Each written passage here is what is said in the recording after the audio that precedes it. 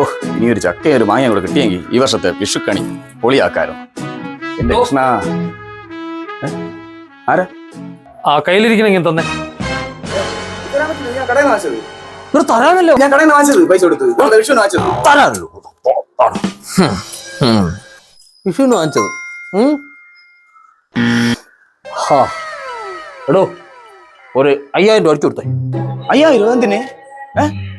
5000 എന്തിനൊന്നു? Plastic ഉപയോഗിച്ചിട്ട് സർക്കാരിനെ പറ്റിക്കുന്നു. രാജ്യദ്രോഹി. ഞാൻ കടയിൽ നിന്ന് വാങ്ങിച്ചത്. കടയിൽ നിങ്ങൾ പറ്റി അടിക്കുക. എനിക്ക് ഞാൻ കടയിൽ നിന്ന് പൈസ കൊടുത്ത് വാങ്ങിച്ചത്. കടയിൽ നിന്ന് വാങ്ങിച്ചതാണെങ്കിലും തൊണ്ടി മുതൽ നിങ്ങളെ തന്നെ ആണല്ലോ.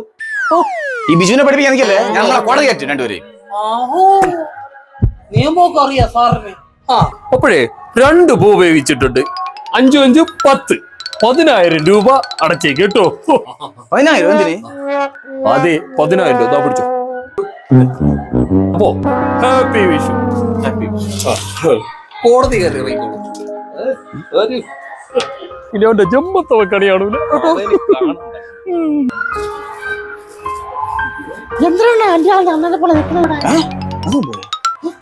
ഞാൻ അതല്ലേ ചോദിച്ചത്, നിങ്ങളെ നിപ്പേണ്ടി ചോദിച്ചതാണ്.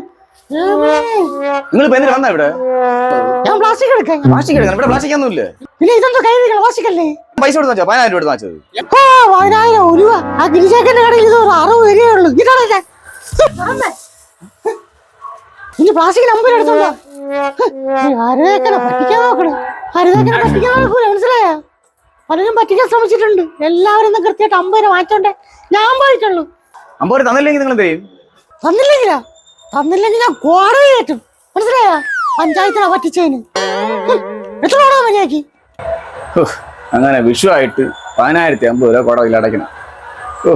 എന്റെ ഭഗവാനെ, ഈ വർഷത്തെ വിഷു മൂഞ്ചി.